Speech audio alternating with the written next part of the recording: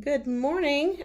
We have another minute before we hit 10 o'clock, so we're going to just wait a couple more minutes, and I'll start sharing my screen while we're waiting during that time.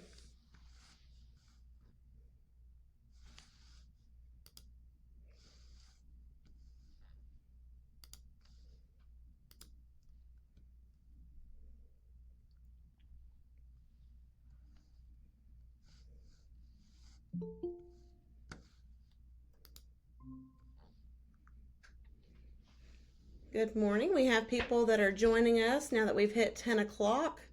We're going to wait just a few more seconds, maybe a minute, to see if anyone else joins us before I get started.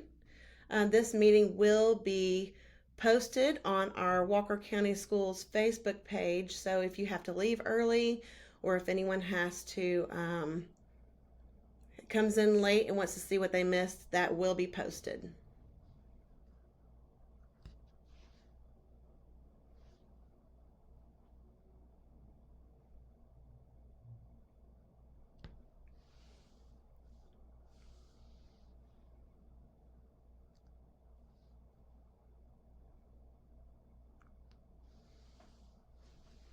Okay, it's 10:01. I'm going to go ahead and begin.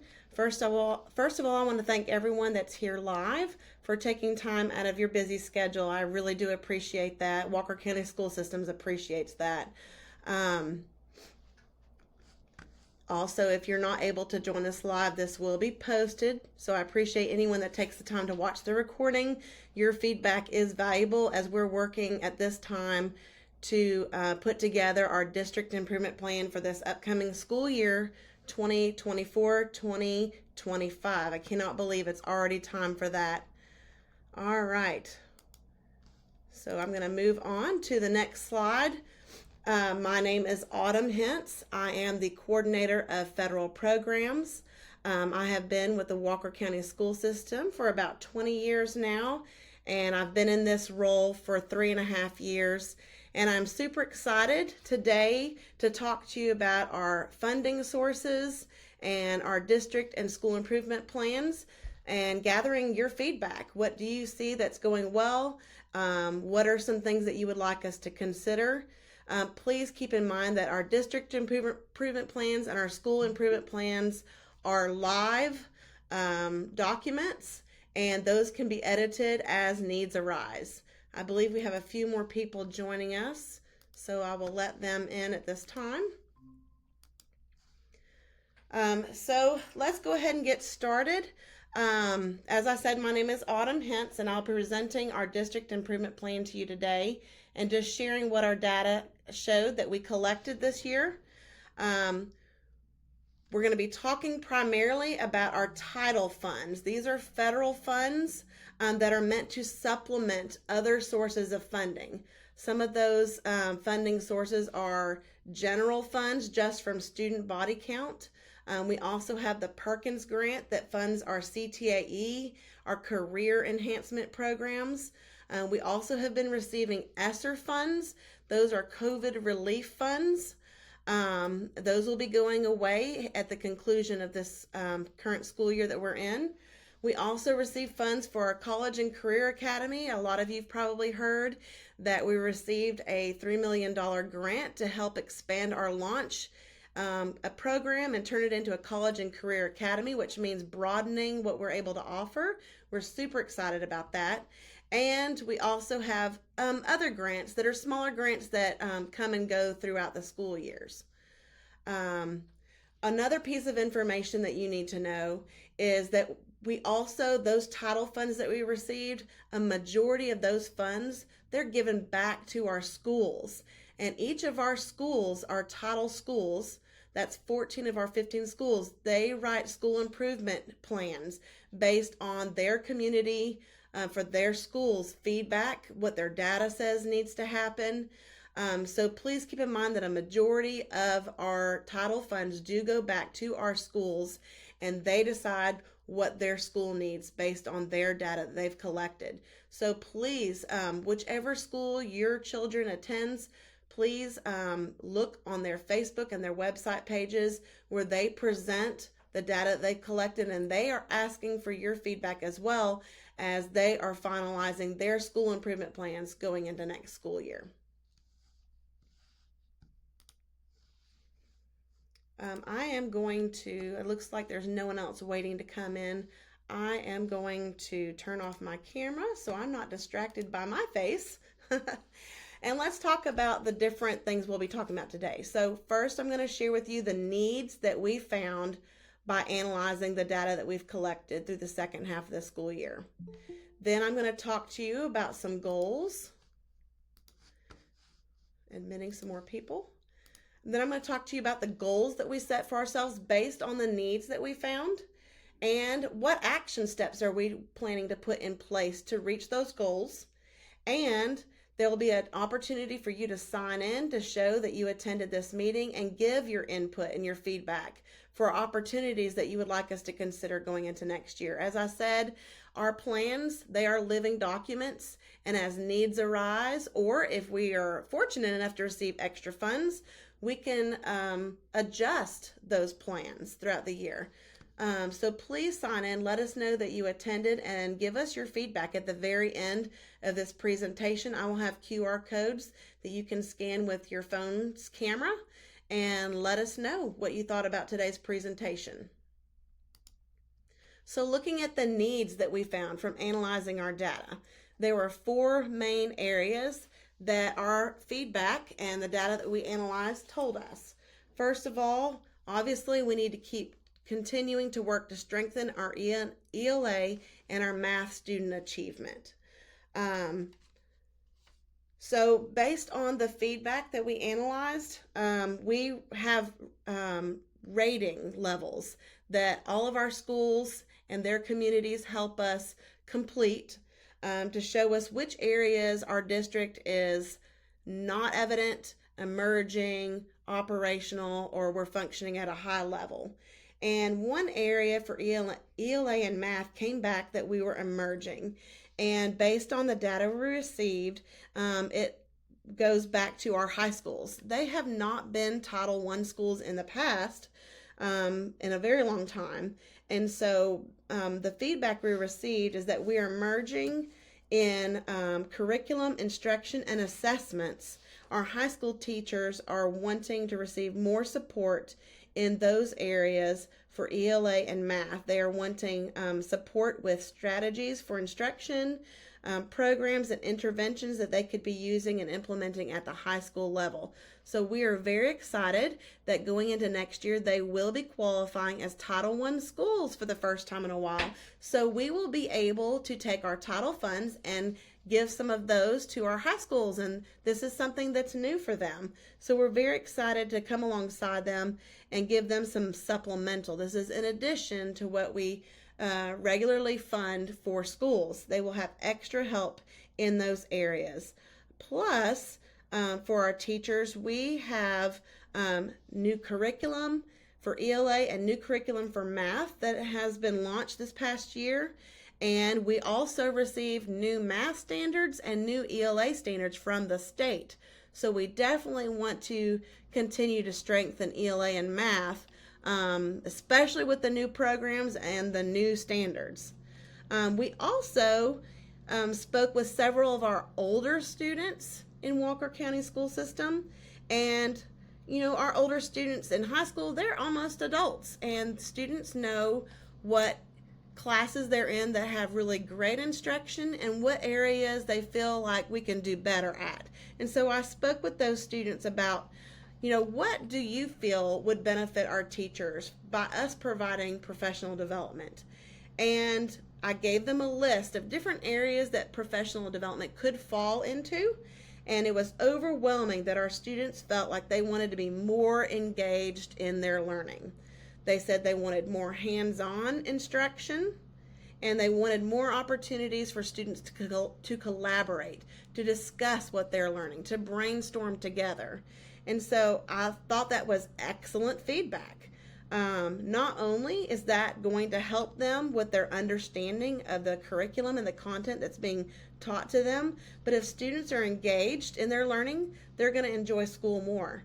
So that's going to have a positive impact on attendance. It's going to have a positive impact on discipline, and it's going to have a positive impact in just overall well-being for our students. So kudos to our students. That was great input that we are super excited about implementing.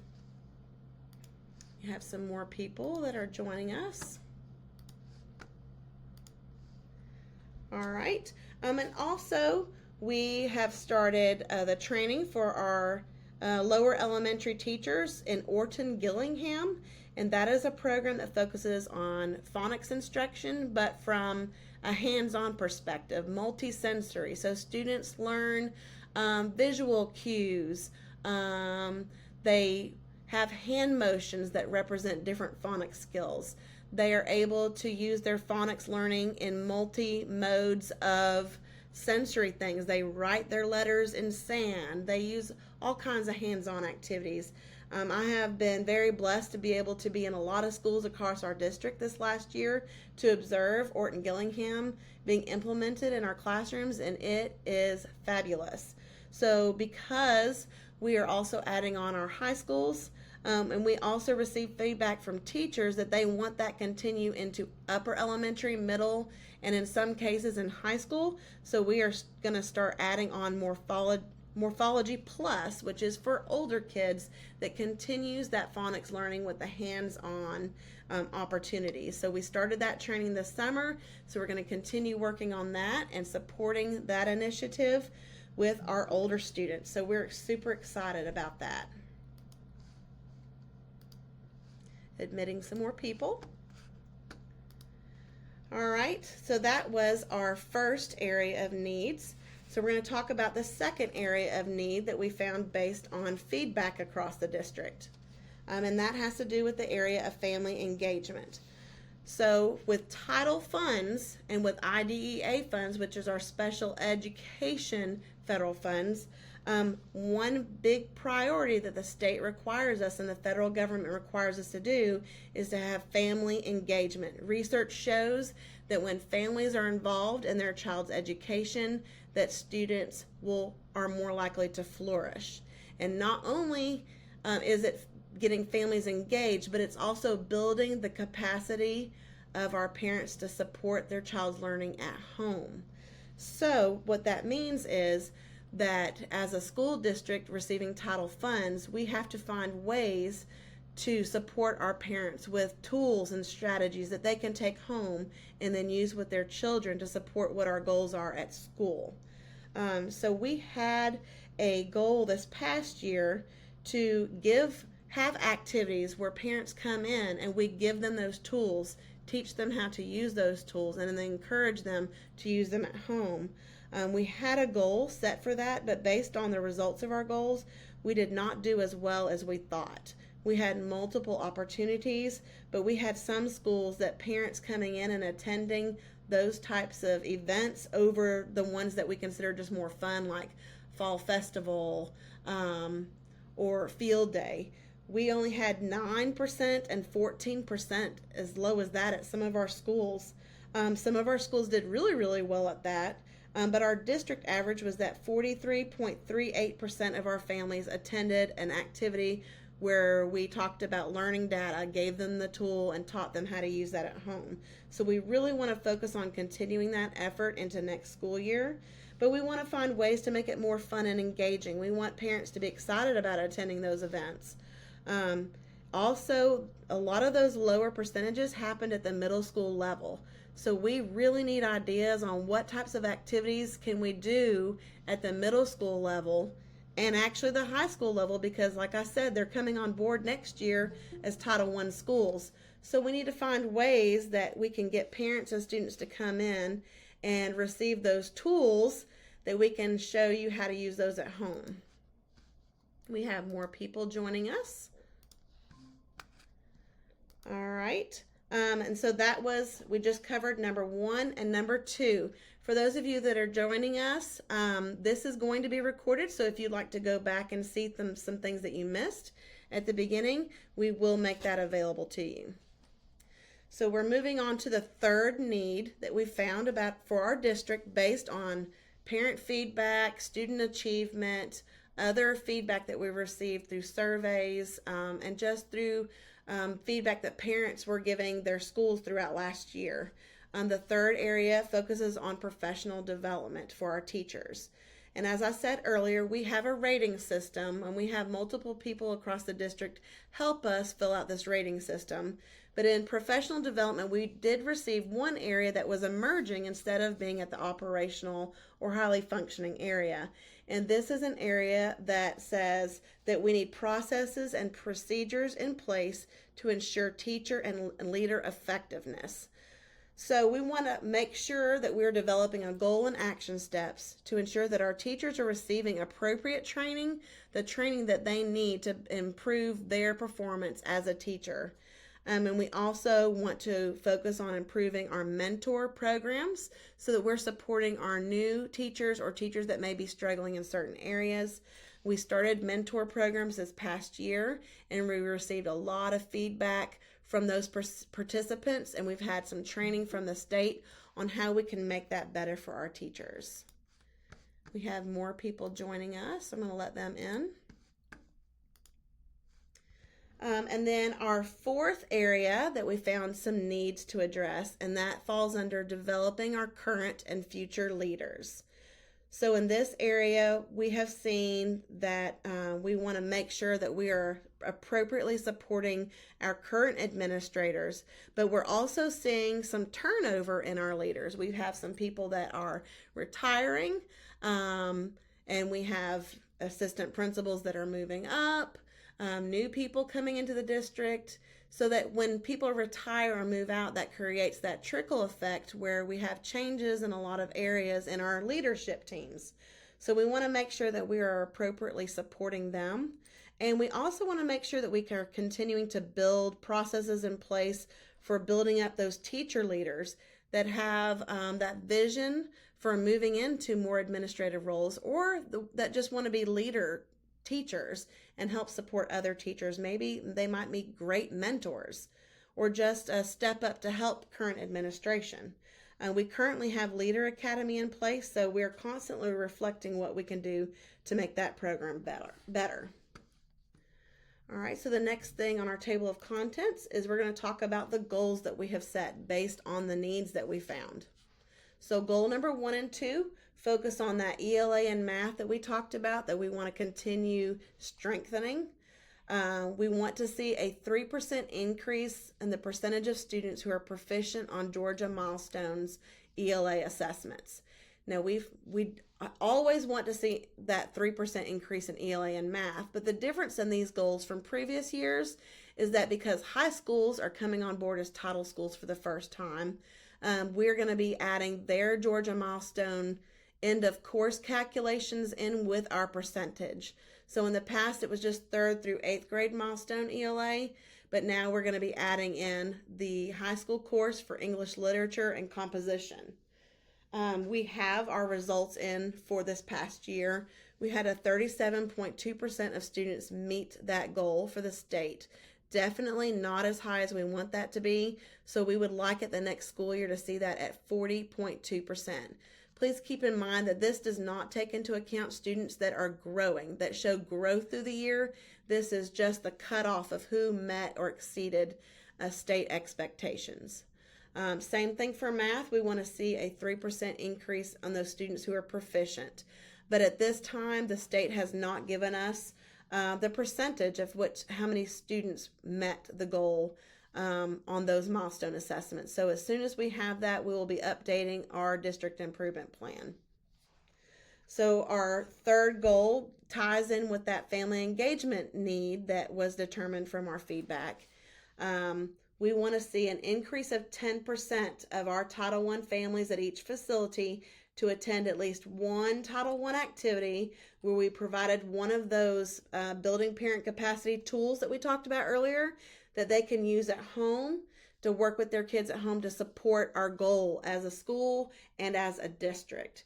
I said that this year we had 43.38% of our families do that. They attended at least one of those events across the district. So next year we would like to see that go up to 53.38%.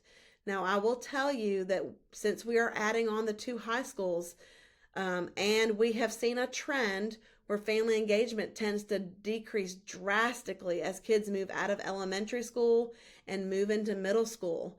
So we really need our community's help and support to make sure you're attending those events, even in middle school and high school. I know that the kids get older and they seem to be able to take on more because they are more self-sufficient, but please make sure that you're attending those events at your schools. We do tend to see a drop-off in student achievement as they get into middle school and high school. So we really want to build a partnership between our schools and our families and community members to help keep our families involved so we can support you and you guys can support us. Our 4th goal ties in with the professional development need that we found. And our goal to help us measure whether we were successful or not is that we want to see at least 85% of our administrators, teachers, and paraprofessionals at the end of the year survey that we send out. We want 85% of them to say, I felt that I was adequately supported or better during the 24-25 school year. And we will talk in a little bit about action steps that we plan to put in place to try to meet that goal. And then the 5th goal connects to developing our current and future leaders. So we would like for Walker County to score at the operational level or better on our district CNA, which stands for Comprehensive Needs Assessment, and that's where we get that rating of not evident, emerging, operational, or highly effective. So we want that to be on standard 5 that has to do with the effective leadership for the leader, teacher, and staff effectiveness by the end of the 24-25 school year. And we would like to stay there forever too, so we're going to keep looking at that. We have been emerging at that in the past, so we definitely do not want to slip back down to where we're not building up our current leaders and future leaders. All right, now we're going to move on to our action steps.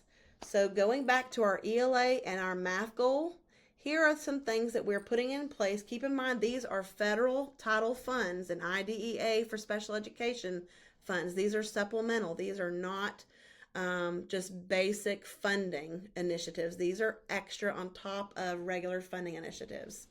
So we will be using title funds to make sure that we have academic coaches supporting our schools and that they will be focusing in their professional development groups. We call those PLCs, on ELA and math standards because those are new, and curriculum because we have new curriculum, making sure that those are aligning with our standards and that teachers have a good understanding of how to implement those with students. Based on our student feedback, they're going to be focusing on student engagement. Remember, we said earlier, our students said we want more hands-on activities and we want more opportunities for student collaboration in class so that they are talking about what they're learning, brainstorming what they're learning, and talking about making sure that they're understanding and questioning what the teacher's instructing. So more student engagement in class, and we want to continue our initiatives for differentiation, making sure we're teaching kids what they need. If they're gifted, we want to push them on. If they're behind, we want to catch them up. We want to keep pushing all levels of students. No one left behind. And so that's going to involve a lot of analyzing data. What does each student need? And helping students take more ownership of their learning so that they can set goals for themselves and track their goals. So we want to make sure that we're supporting our teachers and doing all of those things that I just mentioned. We also will be setting aside funds. This is a federal requirement to give additional tutoring opportunities for our homeless and neglected students above and beyond opportunities that are already there at the school level. We also want to train, support, and monitor the Orton Gillingham instruction that I talked about earlier. That has been phenomenal across this school district. We want to keep that up. And then because we want to support our upper elementary, middle, and in some cases in high school, Morphology Plus was added. This is for those older students that are branching on past basic phonics. And we're now looking at root words, prefixes, suffixes, origin of words, and adding on those multisensory hands-on activities to help students learn and understand those concepts. Then we will also be implementing WIDA training and support in reading, writing, listening, and speaking skills across content areas for our EL students. Those are our English learning students. Our English learning student population almost doubled over this last school year, and so we want to make sure that we're providing appropriate training for our teachers that are supporting those students in their classrooms. And then provide professional development to administrators so that they can better support ELA instruction and math instruction in their classrooms, in their buildings across the school district. So if opportunities arise at our RESA office, which is a regional office that supports professional development in a region, not just Walker County, we want our administrators to be able to attend those so that they'll know how to support their teachers, be aware of standards, be aware of how to best do their job as needed to support teachers. And then we also want to provide an additional layer of support for our newcomer students. This is through Title III, and it has to be used to support our English learning students. So this year we'll be focusing that on our newcomers because, as I said earlier, we have increased the number of immigrants that are coming into our school district, and so we are going to be supporting them with a supplemental curriculum to help them learn English, help get those families plugged into family engagement activities, and teacher professional development. We want to help them know, how do I support students that come into my classroom that are not fluent in English, because a lot of times there's very little English. So we want to make sure that we're providing appropriate support with Title III funds specifically in that area. So our next goal that focuses on family engagement, remember we want to see a 10% increase in our families at Title I schools to attend at least one activity where we give them a tool they can use at home and teach them how to use the tool so that the parents and our school teachers, administrators are partnering together. Because of COVID, we're doing really well trying to get students caught up with the learning loss, but we definitely need to partner and work together to find those gaps that we really need some extra intense support. So we have 2 action steps to support that goal. First of all, we want our families to feel comfortable coming in our buildings, getting involved. A lot of you attended our All Pro Dads events. We had moments with moms at a lot of schools. We have student-led open houses. These are fun events that you guys love to attend. We want to make sure that we keep those up. That's a positive. When your families are involved in those activities, it has a positive impact on your students. It helps our attendance, the social emotional well-being of our students, and academic performance. But then we have that other action step layer where we want to make sure that we are hosting those events where you're given those tools, taught how to use them, and encourage you to use those regularly at home. One of our surveys said that about 30% of families, when they receive those tools, might use it about once a month with their students at home. We would like to challenge you guys to use those activities weekly at home, multiple times a week if at all possible. So we want to make sure that they're fun and engaging, that you will do them together as a family. Okay, we want 85% of our administrators, teachers, and paraprofessionals to state that they felt adequately supported by the school district during the next school year.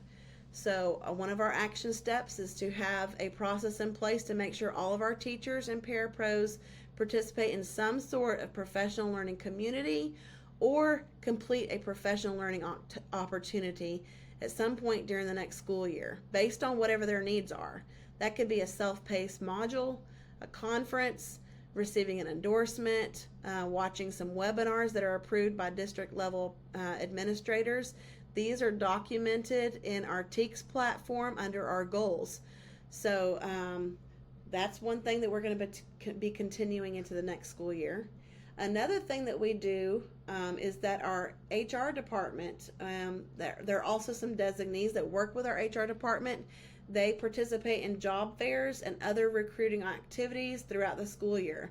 And this helps us bring in teachers that want to come to Walker County, that are excited about teaching our kids, that have fresh training on hands-on student collaboration activities. That's what our kids want in class. We're really excited about that opportunity. I know this past year we had several recruiting events and job fairs, but we also help support some colleges with mock interviews to help those college graduates be prepared for the interview process. So any way that we can partner with colleges and other resources in the area, we want to make sure that we designate funds to help support those initiatives. We also have another initiative that we're excited that we get to do. Teachers have a lot of opportunities. There's different job expansions, different fields that they might want to go and work in. And so we want to help buffer the costs that they might incur by receiving some of those certifications. One thing that they have to do is they have to take a GACE test to prove that through their studies and through their experiences that they know what they need to know in order to pursue different avenues in their career. And that test can be quite expensive. So we do use federal funds that we set aside to help reimburse those expenses. So we want to make sure we continue doing that. And that is with Title II funds. And then we started this last year trying to do better with a new teacher mentor program. Each school implemented a program. So we would like to provide more support and guidance at the district level for executing those student level mentor programs that will be supported through academic coaches, through school administrators. So we look forward to finding new ways that we can implement those mentor programs at each school and strengthen those. And then our last area that we found needs in, we want to make sure that we are scoring at the operational level for supporting current leaders and building new leaders for our district. So here are some needs that were shared with us through data that we collected. We started this past year. We're going to need to continue on into the next year, working on the creation of a district level digital directory list. So sometimes it gets a little confusing with our directors and which coordinators are under which directors and what are the different directors and coordinators responsible for across the district. So we're working on a digital directory that we can post on social media and on our website that will break that down into a visual for you. That will help support new administrators that come to our district, our teacher leaders. This feedback actually came to us through our Leader Academy, where we're training teacher leaders to move up into other leadership positions across the district. So we cannot wait until we get this completed so we can share it out with our community and help make things a little bit more visually appealing and easier to understand which direction and which people to contact if you have specific needs across the district.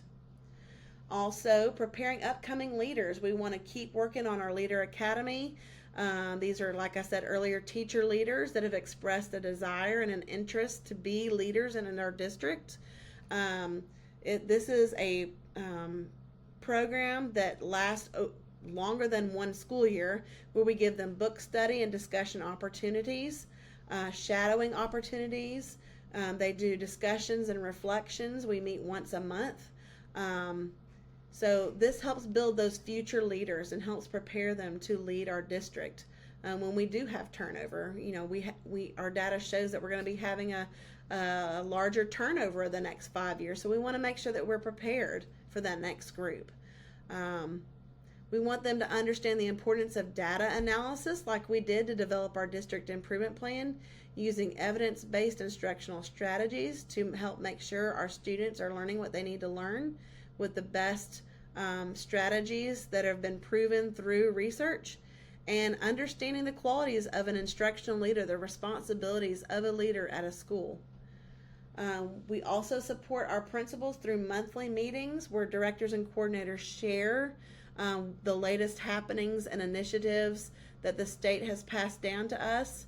But our research shows that not only is it important to keep our administrators in the loop But it's also important to give them opportunities to share, to collaborate. What's working in my building? What did not work in my building? What research are they working on that they would like to share with their colleagues?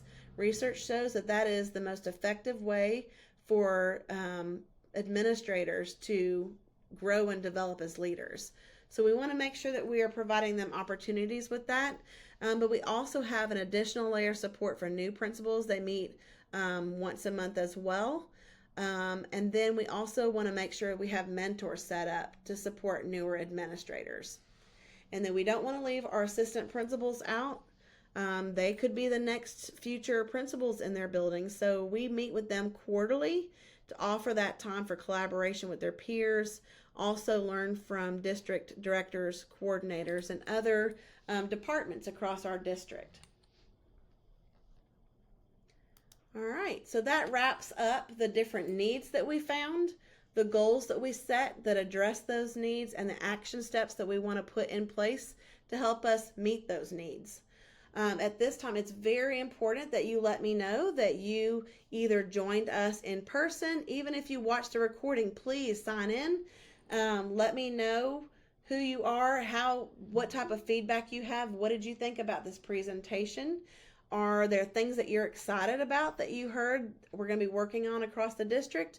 Or are there other things that we should be considering? As I said, our improvement plans at the district level and at the school level, they are living documents. And as needs arise, we are able to edit and amend those plans. So we would love to hear from you. Our plan is just a draft right now that has not been submitted to the state yet. So please give us your perspective. We'd like to hear from a variety of perspectives across our community. Also, as I said earlier, please remember that this is the supplemental federal funds that we put in on top of our regular funding initiatives. And also remember that a majority of our funds that we receive from title programs are given to each school so that they can use their feedback and figure out how to best use their funds to support their school needs. So please check out your individual schools that your students attend. Look for their school improvement plan. They should be posted on Facebook and their website. And if you do not see that yet, they are still working on that. Please contact your schools and ask about that. Give them your feedback so they'll know how to best use those school funds as they work on their goals and their initiatives based on your feedback. So please use this QR code. If your phone is not able to do that with your camera feature, I have typed out the actual URL that you can put in your search engine bar and pull that up manually. At this time, I am going to look to see if we have any questions about anything that I have said, any comments. It doesn't look like we have any comments at this time. But does anyone want to unmute yourself or ask to be unmuted or raise your hand so that I can address any questions you have if there was anything that was not clear?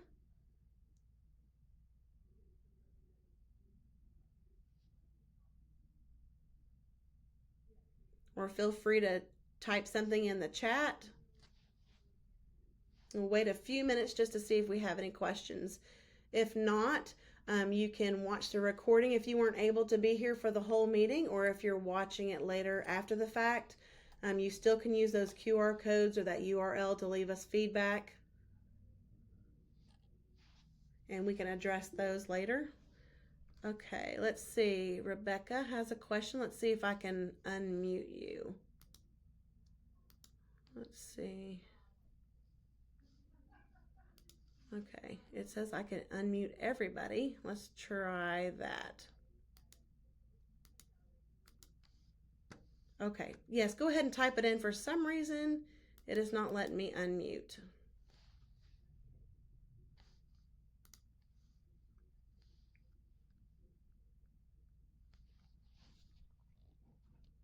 And while she's typing in her question, if anyone else has a question, please feel free to ask. If it's something that doesn't tie to federal programs, I will find the answer for you.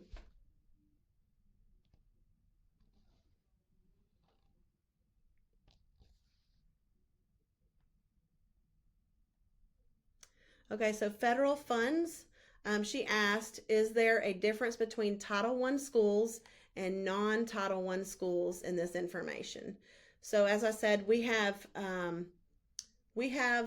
basic funding just from student body count. That's called QBE funding. So there are trainings that we do no matter whether you're a Title I school or not. These funds that I'm talking about are only for Title I schools. All of our schools are title schools going into next year, except for Fairland. That is based on free and reduced lunch, basically poverty levels. And so Fairland Elementary is not close to where we are even allowed to consider making them Title I schools. But we still have Title II funds that can be used to support non-Title I schools. And so the biggest thing in that regards is supporting professional development. That's what Title II is for, and we don't have to limit that to just Title I schools. So we do provide academic coach support at non-Title I schools. We do help pay for teachers to attend professional development outside of the school system. We can use Title II funds for that as well. Let's see. As far as a school improvement plan, we don't submit a school improvement plan to the state for non-Title I schools, but Dr. Edwards is the principal at Fairland Elementary, and she is currently working on developing a school improvement plan, and I know that she would love to hear your feedback on some things that you feel like she could include in that. Family engagement is an initiative of Title I. So each Title I school has a family engagement coordinator that is responsible for documenting attendance to those Title I family engagement events and giving resources and tools to the parents. As far as non-Title I schools, that we're not able to fund through Title I, unfortunately. So that is something that would have to be done at the school level with their basic QBE funding. And yes, this past year and previous years, Fairland Elementary, Ridgeland High School, and Lafayette High School were 3 non-Title I schools because Ridgeland High School and Lafayette High School's poverty levels increased this last year, or we were able to prove through surveys that their poverty level increased last year. They are being brought on as Title I schools next year. So that does mean that Fairland Elementary is the only school in our district whose poverty level is not near the minimum requirement.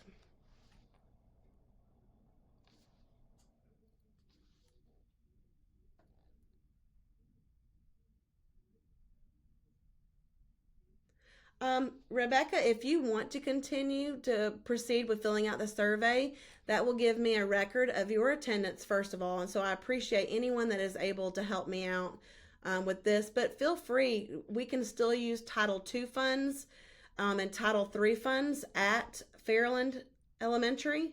Title II, again, focuses on professional development of teachers, parapros, staff members.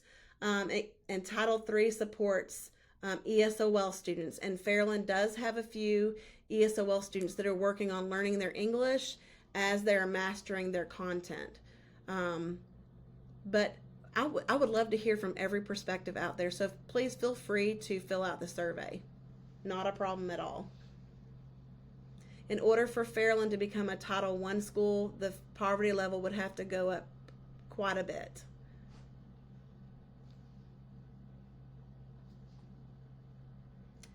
Do we have any other questions?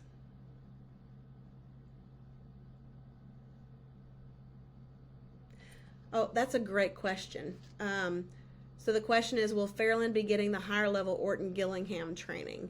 So we started that for upper elementary schools. I don't have the list with me right now, but that was funded through ESSER funds, which are COVID relief funds. So in the past, and I'm sure that the Morphology Plus training, we offered that to every school. So I don't know specifically which teachers attended that, but it was offered to upper elementary, middle school, and in some cases high school. to support our students that are really behind in their learning. So yes, Fairland was able to take part in that.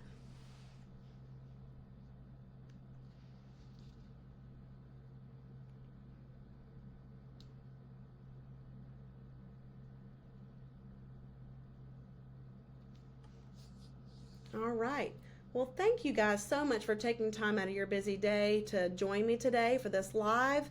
And for those of you that are going to be able to watch this when we post it on our Facebook page, I would love to hear your feedback as well, and would really appreciate the time that it takes to listen.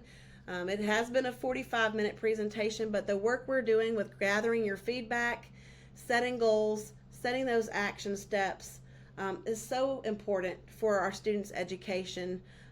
One of my most favorite things that I did this past year was talking to our students. They have such great insight. So I look forward to getting these things implemented and then gathering our feedback again at the end of this next year to see the progress we made and to see what our students, our staff, our parents, our business partners, we want to hear from everybody. So thank you again. If you have any questions, feel free to contact me. Again, my name is Autumn Hentz, and you can reach me through email. It's autumnhentz@walkerschools.org, AUTUMNHENTZ. And I would be glad to answer any questions you have, or if I don't know the answer, because I know I definitely don't have all the answers, but I will find the answers that you need, okay? Thank you so much. I hope you have a great afternoon, and keep enjoying your summer break. Thank you.